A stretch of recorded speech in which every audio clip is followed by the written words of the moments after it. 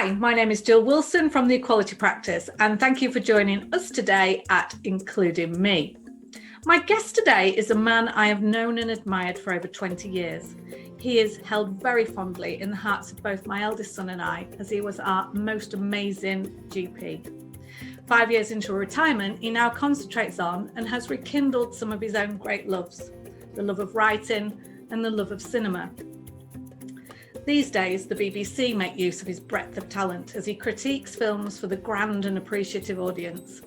He is the proud father of 2 grown children, a fur baby, Dora the Explorer, dog to those that aren't pet people, and also a very happy, newly married man.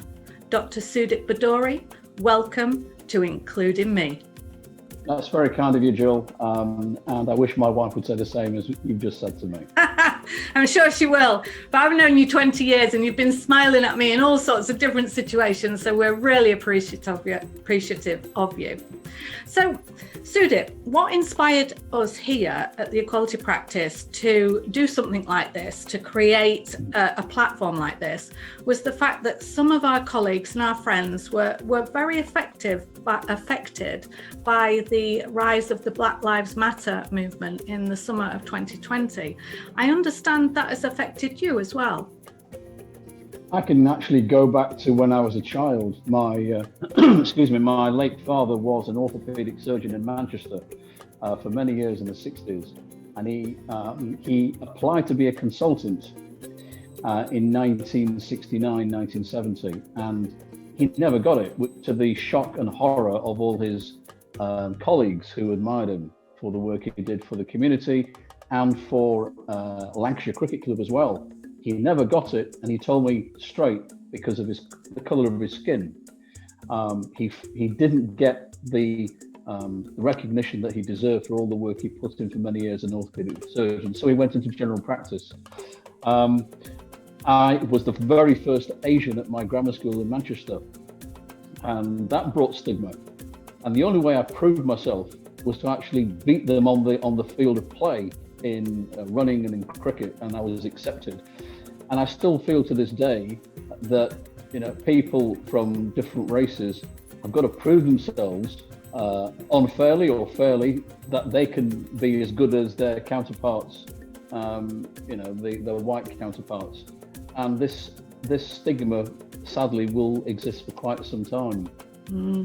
You're a mentor of many new up-and-coming GPs, so doctors for the NHS. Do you have these conversations with young people at all? Unless they bring it up deliberately, I don't touch base with them. It's a very sensitive subject. As a mentor, I just go for the grain of mentoring is to mold them into a well-respected, happy, honourable human being in their profession, character building. Unless he or she has experienced something that they want to share with somebody outside their family, they will probably keep their thoughts private. But to date, I've yet to come across any mentees who have actually experienced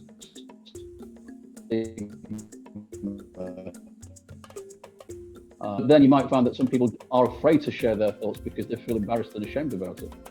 I often get that's often said to me, because I'm white, sort of middle-aged woman, there is the chance that people wouldn't actually divulge to me that they're experiencing racism if they didn't know me very well. So yeah, I've heard that before. I always think that in the old days where racism was rife, just by putting your name on an application and it didn't look English, inverted commas, then you stood little chance of actually getting that post. And sadly, it still occurs, but in a very covert, latent way. When they see a name on the sheet, they think, oh, he's not from our neck of the woods. Yet that person has got a great command of English like you and me. So people are very quick to judge people by name without putting a face to a name extremely quickly. And I think that's disgraceful. Do you know, a lot of people, we interviewed quite a few people recently about racism and does racism exist? and a lot of them wouldn't go on camera. There was about 30 people that we stopped, and they would talk to us. 6 went on camera, but the vast majority said, no, there's no such thing. No, racism, no, I never see it. It's not. And they were mainly white people, but some of them from the Eastern European communities. And that's one of the things that I think faces people today, is the fact that because that nasty 1970s sort of language is no longer openly used, and it's absolutely not acceptable, that because it's not there, that racism isn't there anymore. It's very subtle. They're using the P word or the N word or the W word without saying it on screen. You don't often hear those words nowadays. It's all very, very covert. I know some of my good friends in Boston, Lincolnshire, where I trained as a GP. I've kept in touch with 1 or 2, and they're Polish immigrants. And I can tell you, they experience a lot of stigmata down in Lincolnshire, being from Poland.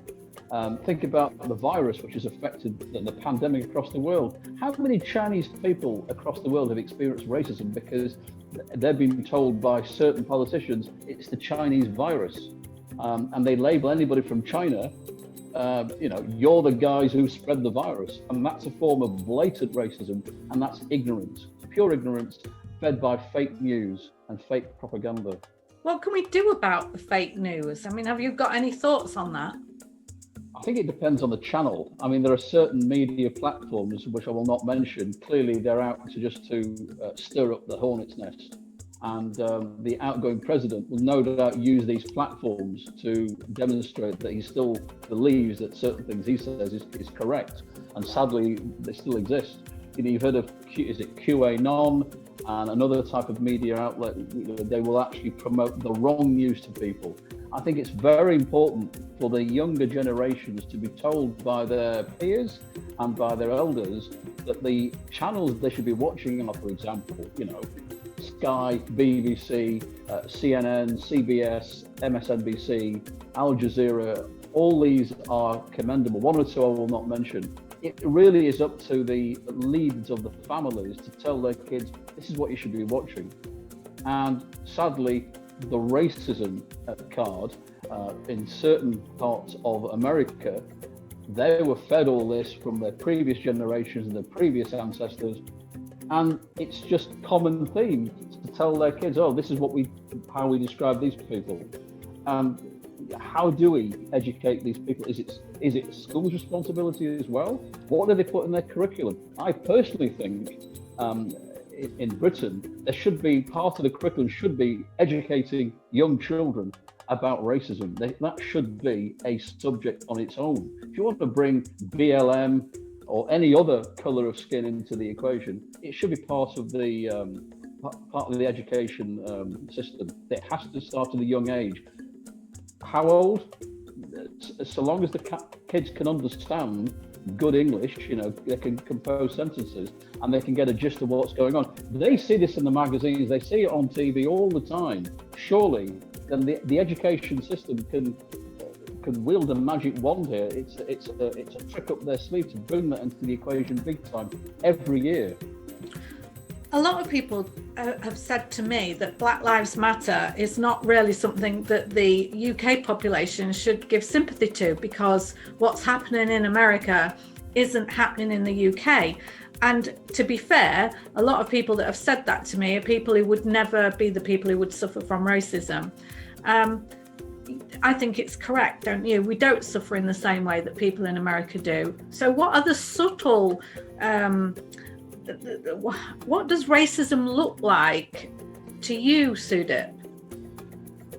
Cops stopping people of different colour on the streets, in cars. I've seen this, I've heard this. People have filmed this on video. Why would they just put it on social media? I was stopped for no reason because I was travelling around. I was lost in a hamlet of London, and I was stopped thinking that I was going to commit a crime because of the colour of my skin. So clearly the constabularies of this country need a little bit of a shake-up in the way they treat everybody equally when it comes to suspecting people. The stop and search has been, it's a good thing to do, but then treat everybody the same way. It's not just the young black people, everybody who is acting suspiciously. It's the other thing I've got to say, Jill, in the little time we have left, and I'll say this quite bluntly. It's not just the white people on this planet giving out racist remarks. I have heard Chinese people, I've heard black people actually being racist to the white population. It's inverted. So everybody is in this soup together. It's not, I agree with the Black Lives Matters, it's a very important principle. But every life matters because everybody at some point in their lives have experienced some sort of stigma, whether you're Chinese, whether you're white, whether you're Afro-Caribbean, whether you're from South America or Mexico. It's happening all the time. You know, you, for example, Jill, may well have been subject to a racist remark without you realizing it by a black person, but you just batted it off. It's happening all the time. And I feel, you know, the younger the child is to appreciate what's being taught to them, the better for the human race. Mm. Well, we've got to start somewhere. And that's what we're trying to do with the Including Me podcast Zoomcast, is just get people comfortable with difference. Some people never get the opportunity to speak to somebody, hold a conversation with somebody that's different to themselves. And of course, that allows the nasty media, negative media coverage of difference to set up fear in people. And then, like you say, people look over names that aren't predominantly white English because they've got an unconscious bias there. They don't even realize it's there. And it's fed by the negative media coverage that saturates all of us. When I actually, in a conclusion, as it were, when I was a young doctor and my name appeared on the screen for patients to see, and it wasn't uncommon when they heard me speak very much like you, they would say things like, wow, you speak great English. Wow, I didn't expect all that from you. Now, I took that as a compliment, not a racist remark. It wasn't like a criticism. It was like a form of praise. So I milked that. And then, you know, the reputation grew after that, Dr. Bhaduri, wow, he speaks like us. That's fine by me. And I think on the other foot as well, integration is important. People coming into this country in the last 5-10 years, you've heard of the Norman Tebbit test many years ago. Do you fit the criteria to be part of British society?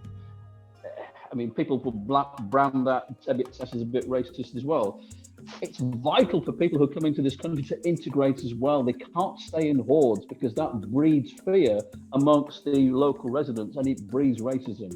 Yeah. Integration into society from anyone coming into a nation after fleeing a war-stricken country, it's vital for everybody. If they can contribute to the community, then the Black Lives Matter and the Chinese Lives Matter will be put to bed because everyone will recognise these guys are contributing to our society and racism will be a thing of the past. So it works both ways, Joe.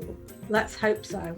I think to sum up what you're saying is that it's not just the responsibility of the wider white population to get on board with this. It's all of our responsibilities to treat each other with kindness and with respect. And if you do that, we're a more equal society. And this is what Joe Biden said in his inauguration speech. Treat everybody of every creed, every colour with respect and dignity, because you never know how that conversation will end. It might end with a handshake, it might end with a halt, but it will not end in violence if you treat people with dignity, honour and respect, no matter whether you're from Peking, whether you're from Guadalajara, whether you're from Washington DC, whether you're from inner London, because we're all in it together. The whole world needs everybody to put their tuppence halfpenny in to make it a better place to live. On that note, I don't think there's any more to say. Sudip Bhaduri, thank you very much for being here on Including Me. You're very welcome, and I shall tell the wife that she should try and adulate me every day for the rest of our lives. She should. Thank you. Thank you.